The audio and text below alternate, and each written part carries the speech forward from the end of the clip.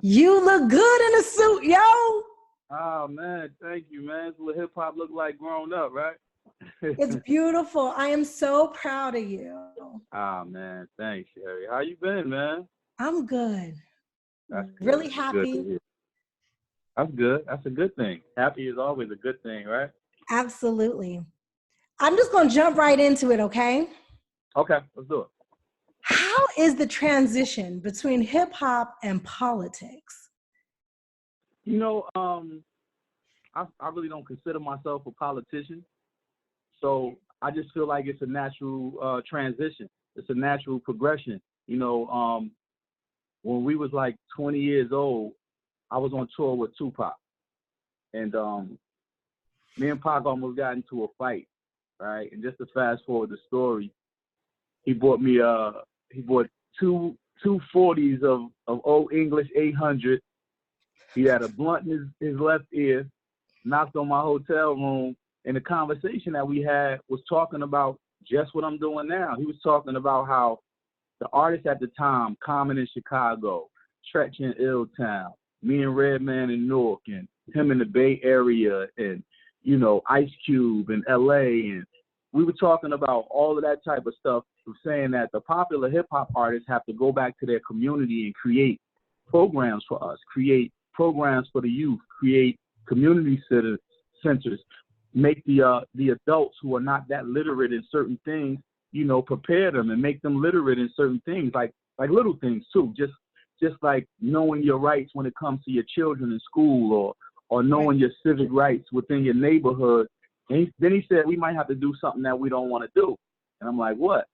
He's like, man, we might have to, he said, really to effectively change the laws, we might have to get into legislation.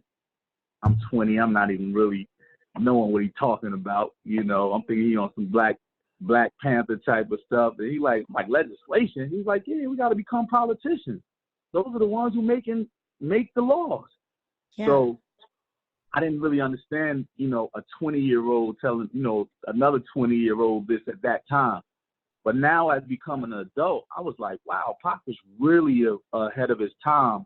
And I know that he probably would have been at minimum the mayor of the Bay, man, of Oakland or something, or at minimum if he was still alive, man. So all I'm doing, man, is kind of just living the legacy of what we talked about back then, man. Damn, that's deep. That's beautiful. And I'm so proud. Like when I saw it, first of all, Newark is like my second home. Oh, we know, we love you. I love y'all too. And for you to come in and try to implement so many great things for the youth in Newark is huge, because rappers don't do that anymore.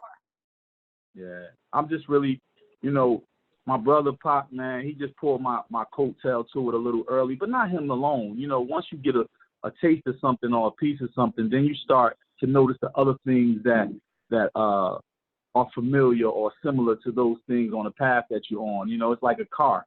You got two headlights that only see 200 feet in front of you when it's not moving. But when it starts moving, you start to see other things too. You start to see on-ramps and exit ramps and things that you didn't know that you would even be interested in. And that's what we're doing now, man. It's just kind of just, I think that all of hip-hop, the culture has so much power. Black people, black and brown people have so much power. So if we just understand our power and realize that this would just be a tip of the iceberg, there's so much more that we can do. You know what? You saying that, it just makes me want to know how you feel about this rumor. Have you heard that there was supposed to be like a secret meeting with record executives to discuss the weaponization of hip hop for the prison industrial complexes? I think that, yeah, I've heard that rumor. I heard the rumor happened sometime back when we were out too, back in the 90s. And I can't really say if the rumor happened or not, you know, but I can say this, that it's logical. It makes sense, powers that be, that it makes sense in the form of that anytime you have people making capital off of something, and something affects their bottom line just from being an entrepreneur and a businessman, then you want to do the best thing that helps your bottom line, right? So I can see people talking about that. I can see people saying, let's get rid of this this educational route, and it's not too far removed, right? It's not too far removed because they did it with books, they did it with our education. There's a rumor going around, if you're talking about rumors, that Martin Luther King and Malcolm X were killed because they were 39 years old both when they got murdered, right? Yes. And biologically, women they begin to find who they are in adulthood at about 25 years old. They become a woman, and they're probably going to most likely be, not saying that they won't have any growth, but they're going to be who they are and fully mature at 25. Men, it takes us 39. It takes us 40 years old. When we're 40 years old, that's when we are at our highest peak of maturity. They killed Malcolm X. They killed Martin Luther King at 39. They were doing all of those things before they got to 40. So by the time they would have hit 40, it would have been a whole nother revelation that they would have had. So if we're talking about rumors and theories, I think that, if you kill a black man before 40 who is doing great things, then you've just weakened our bloodline. You've weakened our DNA. You've weakened the strength and the power that he was able to give to the world. Absolutely. It's so scary. You talked about the rumors and what's happening in hip hop now. Does it bother you that the gatekeepers of hip hop right now are strippers? I mean, I'm sorry. I love Cherie. I love her. Is the gatekeepers a stripper, or is the gatekeeper the people who sign the checks? Are the gatekeepers the people who put those people in front of you and let you believe that they're our leaders? Anytime you control media, you probably control the narrative. So when you can inform people on a massive level, the masses at such a high level, then you probably control the narrative. You can feed them what you want. You can program them what you want. I mean, like we all know, that's why it's called programming, right? Radio programmers, television programmers. The internet put a little sidestep into that because people can do what they want. But then they started hitting you with likes and followers, and if you don't have this many and that many, then you don't matter. So it's all about getting to the masses, no matter whether it's television, whether it's radio, or whether it's the internet. It's about controlling the narrative and controlling your own story. We all know that Black and Brown story is massive. We've created any and everything, but it doesn't look like that when you read a text, when you read a book, when you hear a story in a public school. It doesn't read that way, So we have to control our narrative and tell our stories, continue to tell our stories. And you know about storytelling, Cherie, so you know what I mean? You talk about storytelling in our schools. One of the projects that I'm actually working on is a history curriculum for everybody that's all inclusive, because I don't feel like our history curriculums in school are inclusive at all. We know very little about Mexicans. We know very little about Asians and what they've brought to this country. And our history does not start with slavery. When it comes to NORC curriculum, do you have some kind of plan of making sure that kids get a knowledge of self? Yes.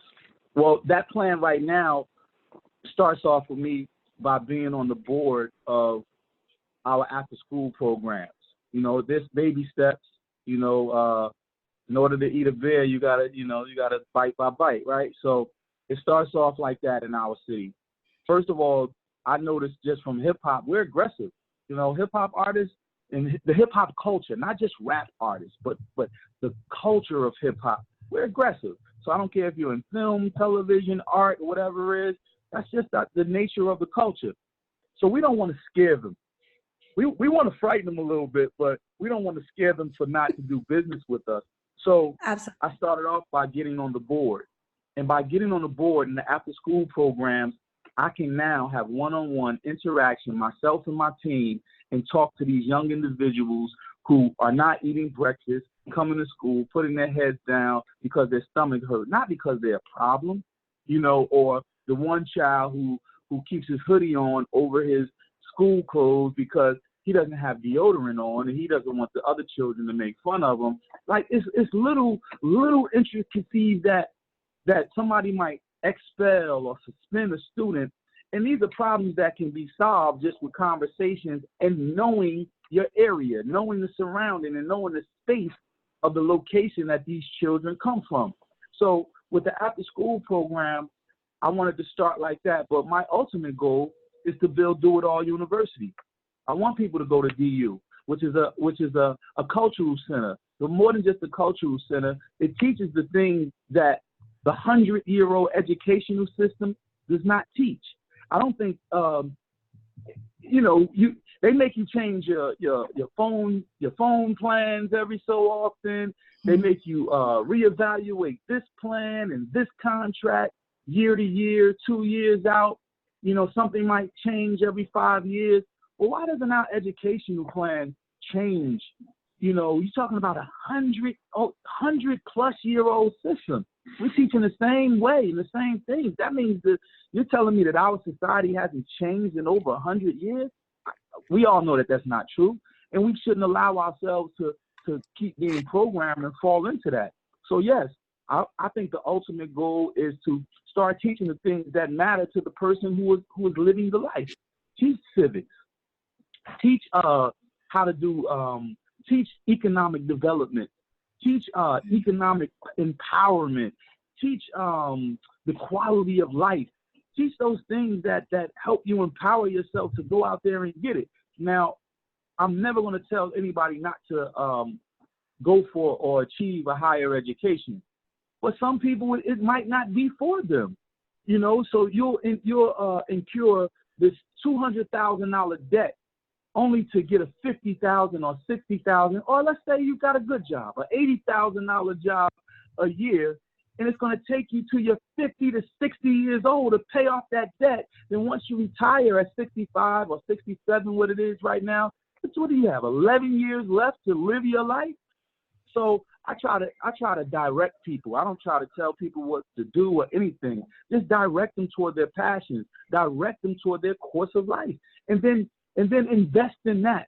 If we spend $200,000 on higher education, then take that $40,000, $50,000 a year and invest into what they love to do now. Absolutely. Did we just lose him? No, you're right. No, I'm here. Oh, okay, there's just a delay. Okay, go ahead, Courtney. I know Courtney wants to get into music. No. I'm gonna stay right here where y'all at. You a deep brother. I just want to tell you that, man. I like learning and listening, man. So, how do you and Cherie know each other? Oh man, just from being in the industry, man. Jersey all day, man. I'm a fan. I'm a fan of hers. I'm a huge fan.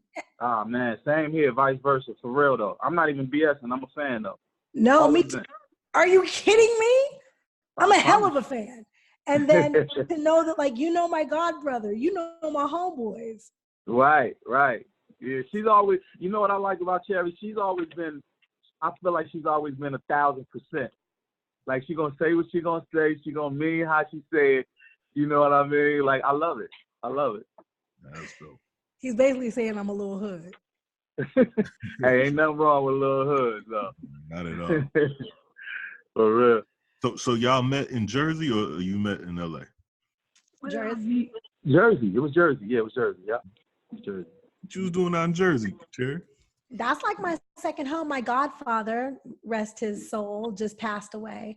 But my godfather used to kind of give me the open key. He had an apartment building and then he had a house in Jersey where he put me and my godbrother next door to him because he didn't want us in the house with him. And he'd let us run amok, basically. Right. And I love Jersey, because I would come from Malibu to New Jersey and I'd be back in the bricks. I'm an East Coast girl. So to be back in my environment and be able to run the street with my backpack on and just have great days was awesome. And then you see somebody like DoItAll at the corner to tell me, take your little ass home. That's right. We had it covered out here, man. Hey, how does it feel like especially now with this question. How does it feel like I think Shaq was like a big fan of y'all. Like how does that feel like when you see like, the correlation between hip hop and especially basketball, like someone like Shaq to sometimes be dancing to y'all in the locker room and you know what I'm saying? Like how did that make y'all feel, especially at that time? I mean, we're prideful dudes when it comes to Newark, New Jersey, Brick City guys, man. You know, we're prideful dudes. Just where you from, Court? I'm from Chicago. Shot. So I already know. It was even the way you just said it, yo. I'm from Chicago. Like, I love people that rep where they're from. Like, I love that. Like, you know what I mean? Because it says a lot. It says you honor how you came up. You honor the place that probably instilled some of the core values in your life. And that's just it. Excuse me. You know, so I love to see Shaq win because he represents us. Yeah. When I win, I represent him. You know, and all of the people who are struggling and trying to arrive at that place of, you know, when you grow up in the neighborhoods like we grew up in, you just want to make it out, right?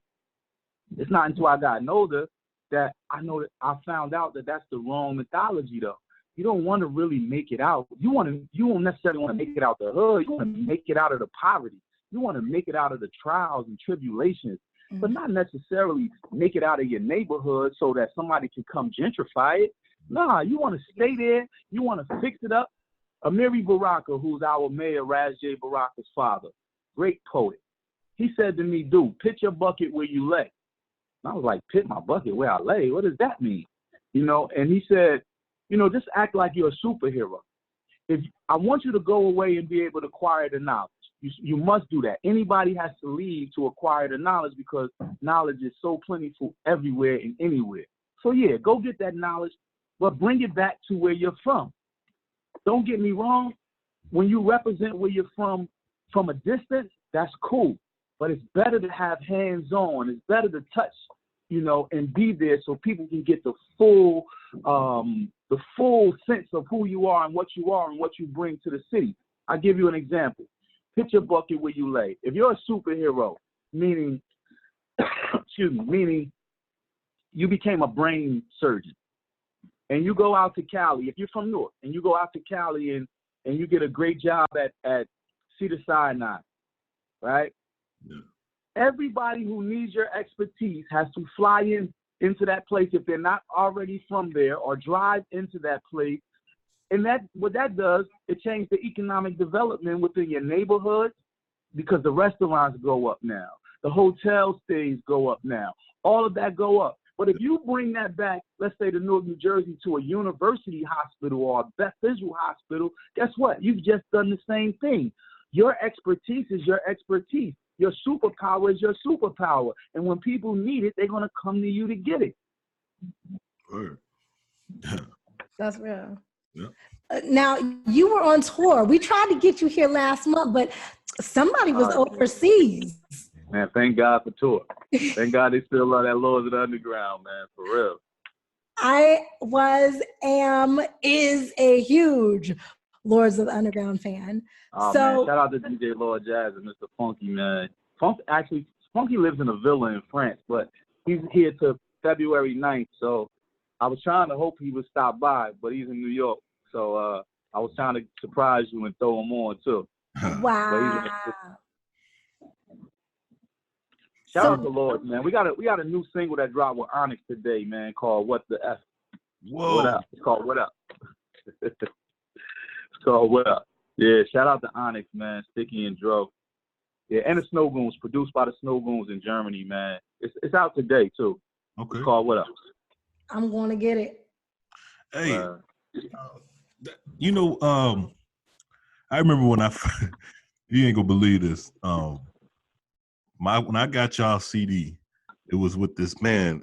Back in the day, I was like 11, maybe 12, and I ordered from this this catalog where you get like 100 CDs and you only got to pay for like, I forgot what it was. Like it was like, yeah, and they sit like 10 cents a CD or something back then or something, right?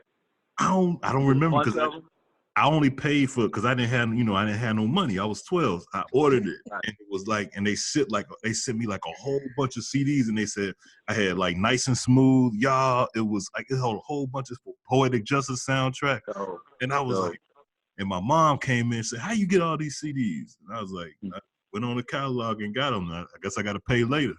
And so I remember having this like entertainment center. I was trying to dub it. You probably remember that. You got to dub the CD on the tape. That's right. I was trying to do all that, man. My mom came and took all that stuff and sent it back, man. But look, you lived the whole hip hop process right there, trying to dub them before they went back. Yeah, for real. That is hilarious. Now, what did you think? Since we have to go back, how did you first fall in love with hip hop? Yeah. I first fell in love with hip hop from breakdancing. I first fell in love with hip hop from breakdancing, man. So we lived in my uncle came home from the army, and he brought this record with him. He had my mother gave him the guest bedroom. He brought this record with him that he used to play all the time. He came from the army. He used to fight these praying mantis in a shoebox, and he used to smoke his little joint, his marijuana joint. So I would hear this music coming out of his room. I would smell the aroma, and it was just hip hop to me. I didn't know what the music was because it was a new thing. Yeah. So I would sneak in his room. Excuse me. I would sneak in his room after he left and play this record, and it was called Rapper's Delight. So I would start hearing this music, Rapper's Delight. So Rapper's Delight made me find out about the culture. And when I found out about the culture, I ran into the Rocksteady crew and the New York City Breakers, and I fell in love with the Rocksteady crew. Hence why Crazy Leg is in everything I do. If you remember, he was in the Chief Rocker video. So when I fell in love with the culture, I'm talking about I would 8 to 12 years old catch the train to New York City, which is about a 25 minute ride from Newark, New Jersey, on the train, and I would go over to these places and couldn't get into the club, but just to see the B-boys, walking up to the spot, the B-girls. And people got to realize, man, the B-boys and the B-girls, they were the dancers and always dressed the flyers. They always had the flyers fits on, even though they was the dancers. So seeing them, it was like a movie, man. It made me fall in love with it. It made me explore a little more. And while I explored a little more, I tried every aspect. I tried to break dance. I wasn't that good at breakdancing. I could pop a little bit, you know what I mean? But I wasn't that good at breakdancing. My penmanship was horrible, so I couldn't be a graph writer like I wanted to be, And I noticed, though, when I spoke, I controlled the crowd. I was like, man, I want to be a rapper, man. I want to be no, we didn't say rappers back then. I wanted to be an MC, Yeah. And that's how I fell in love with hip-hop. In two parts. My uncle brought Rapper's Delight home that made me investigate and research what this culture was. So I guess Rapper's Delight is the initial thing that got me into the culture, and the Rocksteady crew with Crazy Legs made me want to live the culture. Wow. So I'm a late 80s, early 90s, fan. So I want to know, cause I was listening to like some old Ice-T and like even old Fresh Prince and Jazzy Jeff. When did it change from the MC actually just transitioning from MC to rapper? Because like, I listened to all they would do would be just the MC would just really do what an MC does. They wouldn't even like, they were just hyping the crowd up and just talking about what the DJ's doing. So when did that transition to them actually like performing and rhyming?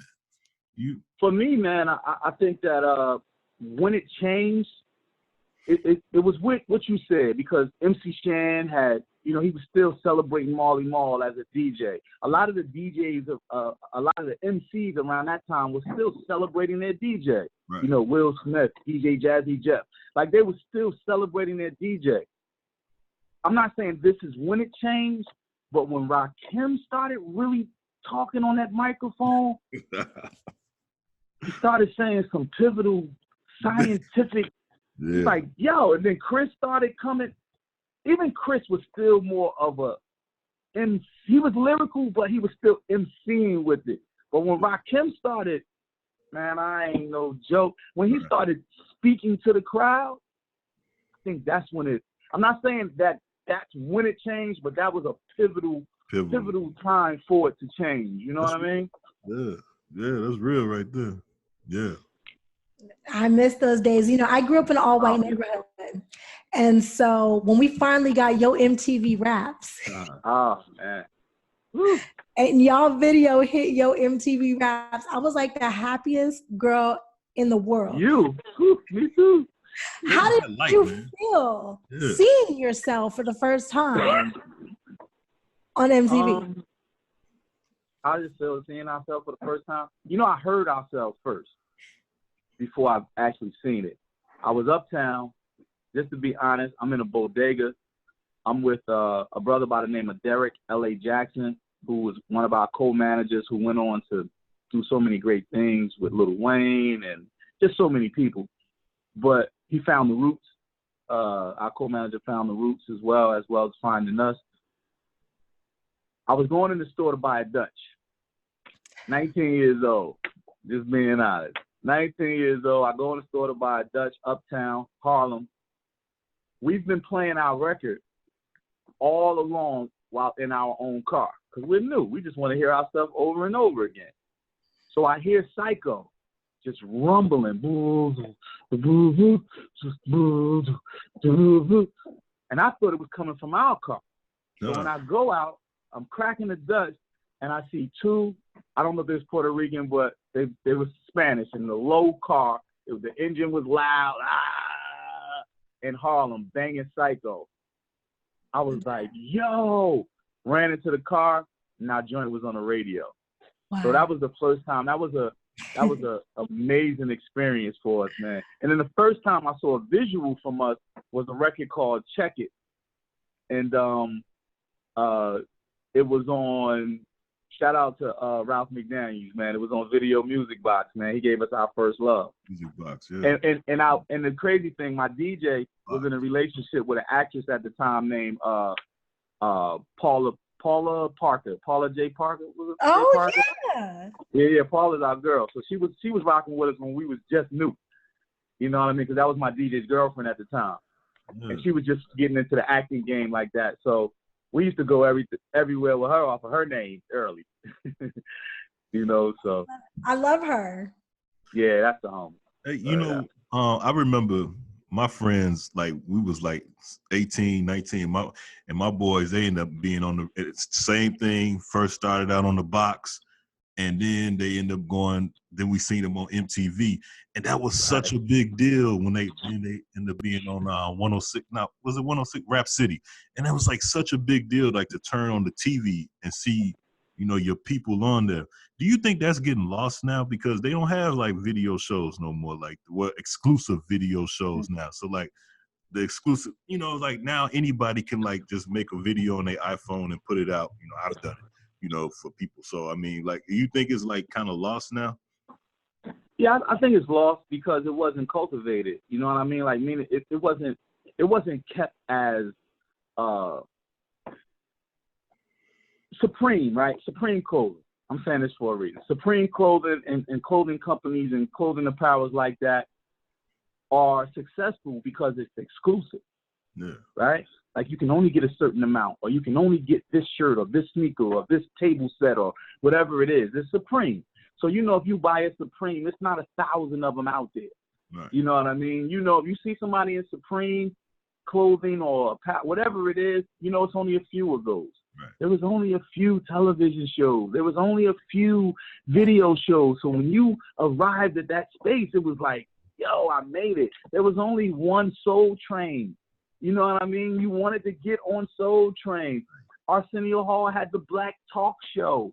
You wanted to be on Arsenio. It wasn't so much saturation. There's so much saturation now that how special is it? You know, Cherie, I don't know if I told Cherie that. Or bags or whatever, but if there was 2 million of a certain bag, you probably wouldn't want it. If there was 2 million of a certain shoe, you probably wouldn't want it. But if there's 200 of them, you're like, yo, I need one of those.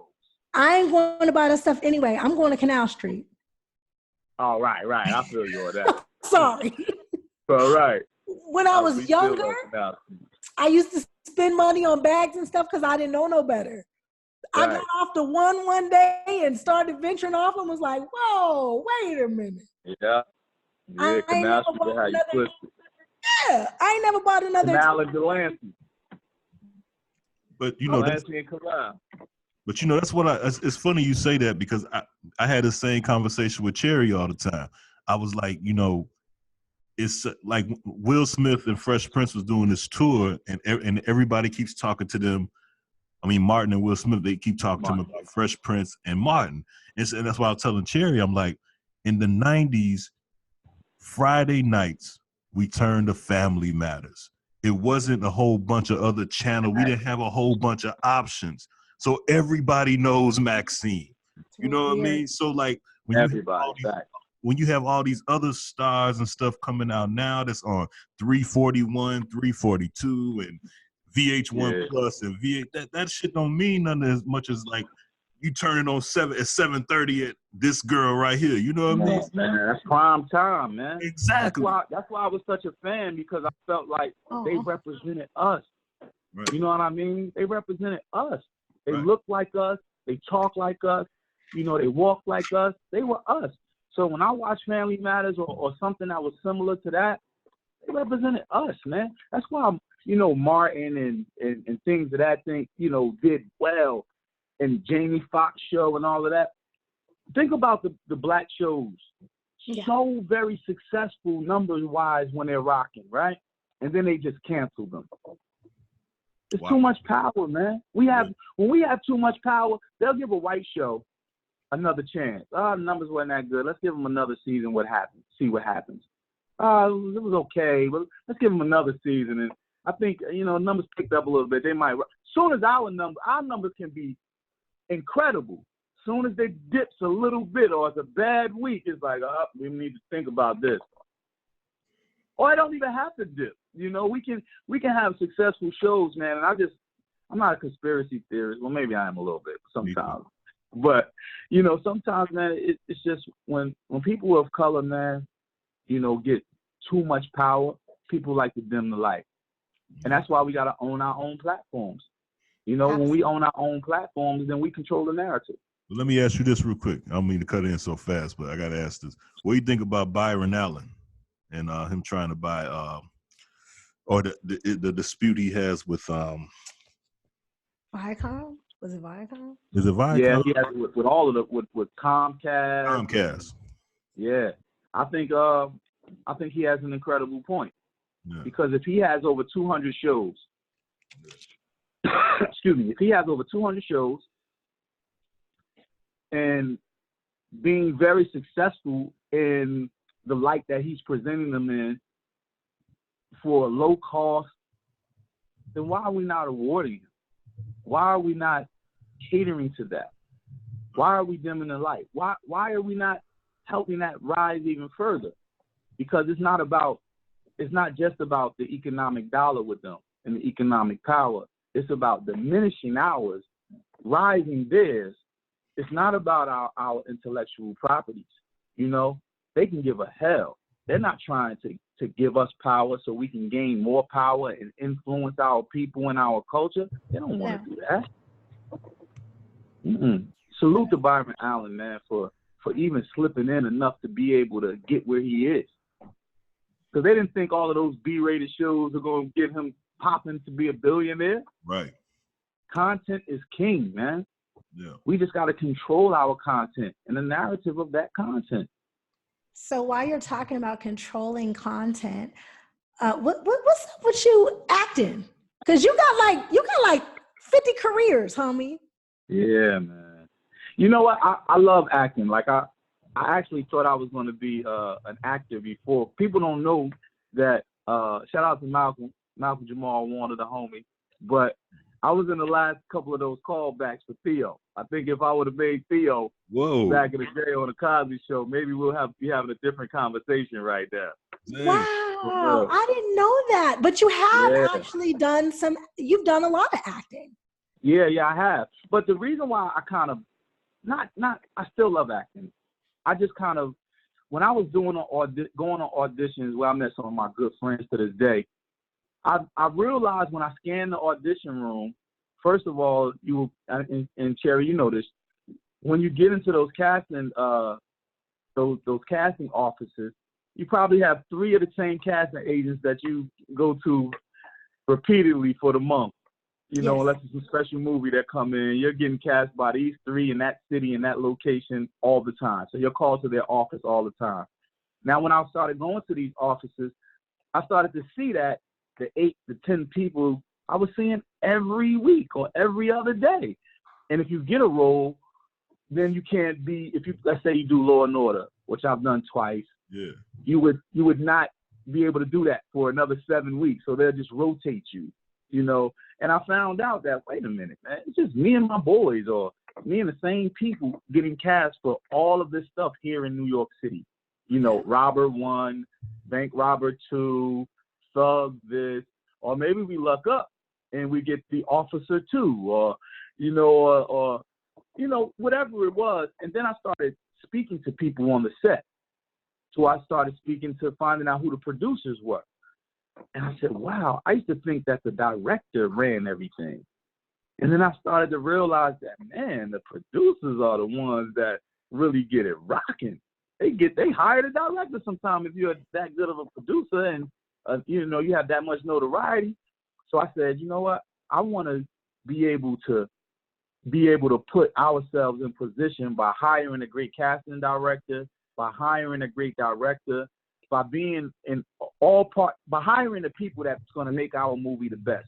And I said, man, you know what? Let me try producing. So that way I can still put myself in a movie if need be, if I want to, but then we can control who's on the set with us, who's working the set, you know? So I just turned to saying, man, I want to be a producer. I love it. Let's go. Because, you know, that's what I've been doing since Family Matters ended. I've been producing films. And I absolutely, positively love it. I know. And I love it, man. Congrats on that. Thank you so much. All right. Can y'all smarten me up? Because I'm not in the business. What's the difference between a producer, the creator, and the writer? Go ahead, Miss Producer Cherie. Tell them no. Sometimes it's all the same person. Producers basically hire and fire depending upon what your role is. If you're the executive producer, that means you're bringing in the money. Right. If you're the producer, that means that you are human resources. You are doing contracts and you are hiring and running. That's right. If you're the creator, it might just be your idea, but you might not have written it. If you're a writer, it is your job to flush the script and make it work. Ah, okay. Did I answer your questions? Yes, you did. Okay. Mm-hmm. Somebody owe me some creative credits. You probably need a bunch of those. Yeah, I gotta. Yeah, I might hire me a lawyer. So, before we lose you, Mr. Kelly. Yes. What is next for you? Next for me. So like I said, Lords of the Underground, we just dropped a single with Onyx today. Oh. Now, mind you, we still drop music because it keeps us on the road. We're not trying to compete with a Drake or, you know, or with TDE or nobody out there. We're just catering to our fans. You know, the people who still rock with us year to year, we're just catering to them. So we have an album that's coming out February 21st. We just dropped a song in January called Insomniac. We have a song now with Onyx, like I said, that dropped today called What's Up. The album is called So Legendary. And what that does is keep us on the road. I also have a solo album that's coming out on March 17th. You know, I feel like I've never done anything that was real personal. I've always been truthful in my rhymes. I mean, of course, we exaggerate and stuff like that, but you know, if any rhyme I've ever written, you probably could tell what I'm drinking, what I'm smoking, if I had a girl, what I'm driving, where I was living, how I was living, if it was chicken wings and fried rice, or if it was sirloin and lobster. You probably can tell where I was at. But I've always omitted the personal stuff, you know, the family stuff. But when I started running my campaign for councilman at large in Newark, New Jersey 2 years ago, after that was over, the fans would say to me, dude, we love all the stuff you're doing in the community, but what's up with the music, man? Let's hear some music. And I said, all right, but if I go back to making music that way, what's going to make it different? What am I going to do different? And I started studying writers that I thought were great, like Stevie Wonder, Marvin Gaye. And I said, wait a minute, there's a theme here with them. Their best work is when they're personal. You know, Stevie Wonder wrote an album based off the birth of his baby, probably one of his best albums ever. You know, Marvin Gaye wrote an album when he broke up with his love of his life, his wife. And Barry Gordy told him, he said, man, what are you doing? Nobody's going to buy this record. You're a sex symbol, Marvin. Nobody wants to hear you breaking up with a lady, with your wife. It turned out to be his best record ever. You know, because when people can relate, that's what music does. It evokes emotions, right? So when you can touch on emotions through actual experiences, real experiences, and you know this as an actress too, that's your best work. You're not acting. You're actually living real moments, living real experiences. That's what makes great actors, you know? So, and that's what I'm doing on this album, man. It's called Brenda's Son. My mother's name is Brenda, you know, it's called Brenda's Son. It's probably the most personal I've ever been. My first visual is a song called Keep the Faith that I did with our great mayor of Newark, New Jersey, Rajay Baraka. So I don't even know anybody who's ever done a song with their mayor. Right. Shot the video in City Hall. I don't know which artist ever shot in City Hall, you know. And, you know, it's real special to me. It's not for the money. It's just for the love of the art, man, and the love for the culture of hip-hop. And that's when the money's going to become. Do me a favor. Let everybody know how they can follow you on social media. What's up, everybody? You can check your boy DoItAll, Dupré, Kelly out on Instagram at DoItAll, and that's DoItAlLDU. DoItAll, do. So that's DoItAlLDU. DoItAll, do, and that's on Twitter. That's on Instagram. And DoItAll, Dupré, Kelly on Facebook. Oh, he got all official on him. Yeah, right. I had to get official on the Facebook. That was the campaign that did that, right? I love it. Courtney, do you have anything else for him? Real quick, I'm gonna ask just about anybody that's. I hate to bring the show down, but just tell me what was your thoughts on the death of Kobe Bryant? Oh, man. I got to meet Kobe back. I don't know if you remember the group, the Youngsters, right? Yeah. Yeah, so Cue Ball from the Youngsters, he's like all of them like my little brothers. They grown men now, but he's a producer. Cue Ball from the Youngsters is a producer, so he produced people like Method Man. He produced Kobe Bryant's single, you know. And I got a chance to meet Kobe, you know, an 18-year-old Kobe coming straight from the prom with Brandy, you know, and just full of energy, full of life. I felt some way about Kobe back when him and Shaq was going through their little, but never as a man. You know, I love what he's doing. You know, he's 41. I love what he was doing in his 40s. You know, I love what he's doing as a retirement because I feel like he was just starting to come into who we was, that second chapter of who Kobe Bryant was about to be. And unfortunately, that was taken away from us. So, you know, the crazy thing is when I heard, I was in church. I was in church when I heard it. You know, I instantly just kind of walked away from everybody and just held back a tear and wiped the tears away. And it was just hard because here is somebody who is an iconic figure in American sports history, but not just that. In America, anytime you become iconic in entertainment and athletics, you become iconic and a figurehead to us, to our people. And he was one of those icons who was everybody was waiting to see what he was going to do next for us. And it was just hard, man. It's just hard. It's still hard, you know. But I will say this, in his death, you know, I think I saw this on Instagram. I don't know if it was Instagram, but some social media. They said when we lost Nipsey Hussle, you know, Nipsey taught us, he made us become more aware about being entrepreneurs and being into our business. And when we lost Kobe, he made us realize and understand what family was again. Mm-hmm. We miss you, Kobe. Amazing father. Yeah. He was an amazing father. Thank you for that, man. No doubt, bro. Great words. Thank you, baby. Thank you, Cherie. I'm so proud of you, dude. Well, how you dealing with her crazy butt? Very carefully. She said, huh? Today, we going back in hip hop today. When you get off, we got Big Daddy Kane coming. Oh, that's what's up. Through. Hey, yo, that's one of my idols. So ask Big Daddy Kane when he came to my studio, which we're in now, and he got into this booth. I don't know if you can see it. That booth right there. Yeah. We talking about one of the most iconic days for me. He's the only MC that I ever written his lyrics down to memorize them.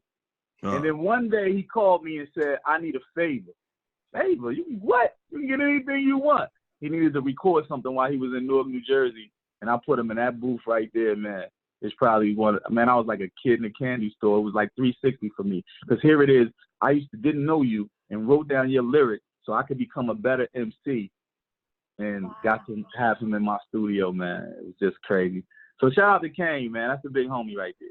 Wow, that's incredible. Like literally he's coming on at 4:30. Ask him about when he came to do it all from Lords and Underground Studio in Newark, New Jersey. I sure will. Yeah. Amazing how shit happens. Thank you, Craig. Right. I was on the phone with Craig and I was like, yeah, I need to get your boy on. He was like, he said he'll do it. I said, I know he told me. Right. No doubt, man. Shout out to Craig, man. I'm coming home soon. I need to bring my little rugrat so that she can see the bricks. And that's what's up. I can see my when mini. You do, make sure you hit me and let me know so we can catch up. Promise. Thank you so much. I'm so proud of you. And if there's anything I could ever do, let me know. I'll meet you, man. I will. Definitely. Court. Salute, man. Cherie, you already know it's love. Definitely, man. Salute.